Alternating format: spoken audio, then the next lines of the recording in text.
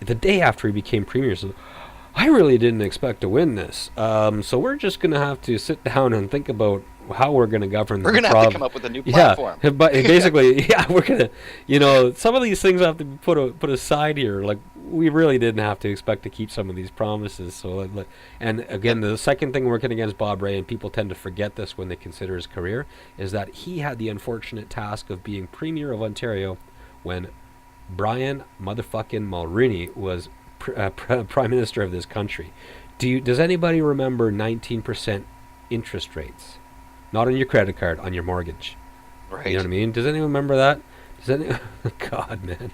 So you're right. There are so many circumstances that there was the economy was in free fall when Bob Rae took power, and he had to. And you know what? Here's the thing: people hold it against Bob Rae that he had to govern like a conservative when they elected an NDP guy, right?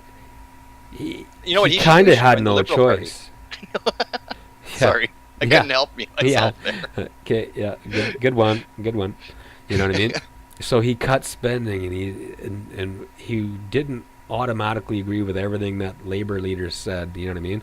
But when he was running huge deficits at the same time as he was cutting spending and had to raise taxes, like, you know what I mean? Like, this is the kind of stuff that conservatives do.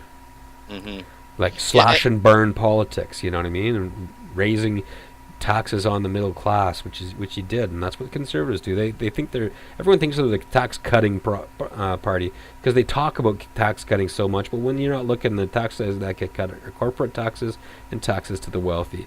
They invent new consumption taxes for the people that are not exactly in the financial elite. The people that voted for them. Yeah. Yeah. And just to bring this full circle too, the reason why it's so imperative that the Liberals don't choose Bob Rae as their leader. I mean, on one hand, like you said, we can talk about his great leadership qualities, but if the Liberals can't win seats back in Ontario, that's where there's going to be serious trouble, because that's where they lost so many seats to the Conservatives. I think Bob Rae would be a fantastic addition to the Liberal leadership race. I hope he runs. Go for it. I just hope the Liberals aren't insane enough to elect him, or so incapable of fielding any other quality candidates. Like, where's John Manley? What's he doing? Where's Brian Tobin? What's he doing? Where's Ralph Goodall still there? Like, that's leadership material. The only other names that I've heard come up are Marc Garneau and what's the fellow, LeBlanc? Dominique LeBlanc. Yeah. These are serious people. These are serious people that could make good leaders and perhaps good prime ministers. But a government is made up of a lot of people. To an extent, you'd love to have a lot of committee work going into policy creation, and the prime minister more or less not being so draconian and control oriented as a Stephen Harper is. You know what I mean? He is one man running this country right now, and nobody questions that within his own party, right? Wouldn't you like to have a more charismatic person that can connect with Canadians and express their values back to them through the levers of government, such as a Justin Trudeau operating as a figurehead, and having a lot of capable people working with him to run this country? Yeah, and I suppose that we should also. I hope he's lying. I know you said he said he's not ready. He said he's not going to do it.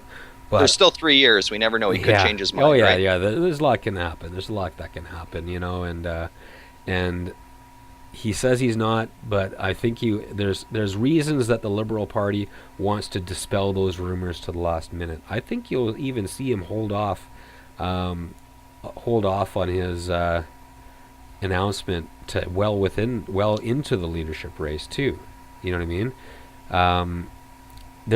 I can only see one reason that the Liberals wanted to hold off for 2 years before they did this. I could have seen 1 year if they weren't grooming someone that needed to turn 40 first. You know what I mean? Yeah. Like he just recently turned 40.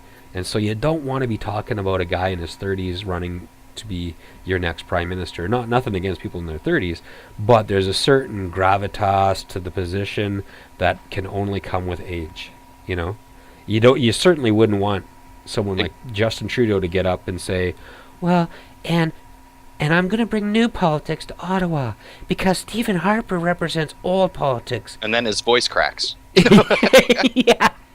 Yeah, you know what I mean? You don't Yeah. want any, like, come on, we need to take Justin Trudeau seriously, and for that we need him to turn 40. Yeah, there You know? it goes to show that it's pretty safe to say that there's an element within the Liberal Party that wanted to give him the chance at least to choose to run, and that, like you say, is why they chose a 2-year period for their leadership contention, which I believe will come to an end at the end of this year, won't it? It's in November, I believe, is their leadership convention. No. Is it next year? Oh no, it's more than a year away. Well over a year away. Oh, okay. I thought Yeah. that we were. I No, thought we were we're coming only up 7 to the months end. into this government here. I know it seems like a lot longer than that, but we're only 7 months in. Hey, do you want to come to a track and then come back and wrap up? Yeah, that sounds good. Why don't we go with Butthole Surfers Come Together, a Beatles cover?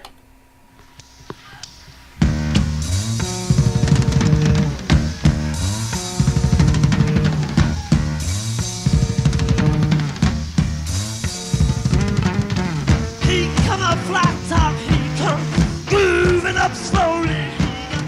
Mojo filter, he shoot Coca-Cola. He said, I know you, you know me.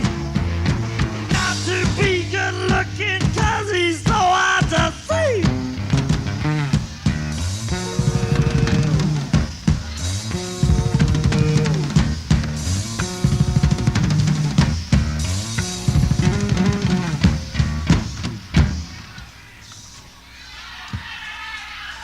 That was Butthole Surfers with Come Together. I just thought it was high time for someone to take the sweetness out of that highly sweet song. Yo. You still there, Mike? Okay, apparently we lost Mike. We're going to go with... Oh, you're back now. Oh, sorry about that. I disappeared on you there. I didn't Yeah, realize you didn't realize. realize how short that song was, eh? No, I didn't. Yeah, it was real quick. I just wanted Okay. to purge the sweetness out of that Beatles track. Nice. I totally missed it. I had to step out there for a second. Yeah, you probably thought you had 3 or 4 minutes. Yeah, I thought Beatles songs 2 minutes at least usually. Yeah. Cool. Yeah. All right. What else do we have as we wrap up this election fallout number 21? Well, I don't have any further subjects to go on, but I guess just to wrap up on the NDP leadership event, and this is, out of the 3 people, Peggy Nash, Romeo Saganash, and Paul Dwyer, if they were the only ones running, which is a totally different question than looking at the whole field, Yeah. after seeing them perform, I think I'd probably have to pick Paul Dwyer. Yeah, he's a very talented and serious human being. Yeah. Yeah, and I guess I would like to also add that I think the reason why is because, I think he is presentable to people of other political ideologies, and he seemed to be very pragmatic in his approach to some subjects. I mean, I loved Peggy Nash is obviously somebody who down the road, it looks like a person who will be vital for the NDP in forming and guaranteeing their base. And Romeo Saganash, I got to say, he'll have his role to play down the road too, both within Native communities and within Quebec. I think ultimately Mulcair is probably more important in Quebec, but I still think that Romeo Saganash could be key for the NDP as far as some of those northern Quebec votes as well. Not as a leader, but just as his role within the NDP. Well, you know what? It's just really important for the NDP in this leadership process to show a multicultural kind of foundation of their party. You know what I mean? I mean, if there is a party that probably is friendly to First Nations interests, it is the NDP. That not to say that the Liberals haven't been in the past as well. I mean, with Paul Martin and the what was it, the Kamloops Accord or Kelowna Accord? Kelowna Accord. Kelowna And Accord. I should mention too that all 3 of them, even Romeo Saganash, when they were asked about the Kelowna Accord, they all kind of came out and said what you said. The NDP has its own policies that are probably better, they say, than the Kelowna Accord, and that they weren't looking to reinstate the Kelowna Accord, that they have their own ideas, that they're not looking to liberal ideas for the approach on that. And the other interesting thing that I still have to check out and do some research on this is Romeo Saganash suggested that there are up to 60 ridings where a depoliticized population of Aboriginal people that aren't voting could really, really turn some of those areas around. And I'm going to do some research on that and look and see what ridings he was talking about specifically, because if Romeo Saganash can garner the support of First Nations and help dislodge some of these conservative candidates from those areas, then that is obviously his most important role as an NDP front person. And on the other hand, if Romeo Saganash can, Romeo Saganash may reinforce the conservative grip on those ridings too by politicizing the First Nations people. Now, don't forget, when you say that the NDP have better ideas than the Kelowna Accord, if you gave First Nations people a choice right now between the Kelowna Accord and Stephen Harper, where would they pick? Yeah, so I pick the Kelowna Accord. When the NDP talks about having, we have better, those are good ideas, but we have better ideas. Well, the fact that they said their own ideas. But I hear what you're saying. The fact that you have effectively split the progressive vote ensures that the worst possible ideas in the world come to pass, through a Stephen Harper government. Ideas don't have any value unless you can put them to use. You know what I mean? And unfortunately, that was one of the things that I wanted to ask the question of, and time kind of just ran out and the weather started getting bad. A number of the candidates had to leave based on their travel needs. But I wanted to ask them about the possibility of working arrangements or their feelings of how to go forward with other opposition parties in defeating Stephen Harper. Because unfortunately, I think that's something that's happening both within the NDP and the Liberals, is that they're both kind of thinking too isolated within each other's parties and talking about the ways to get the needed seats for a majority. And it goes right back to, earlier we talked about the article from fairvote.ca.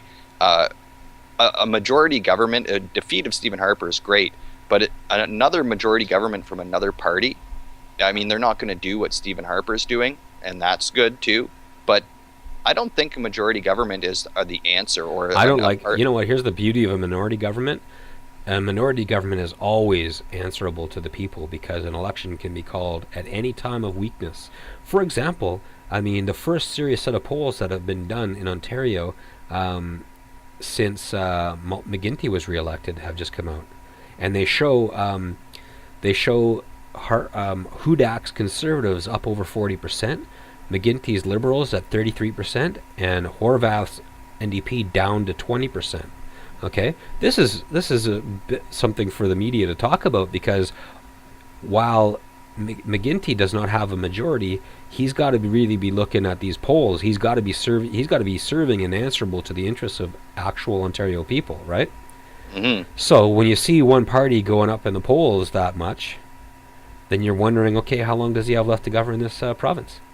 And so he's probably thinking, now what do I got to do to make people happy right now? You know what I mean?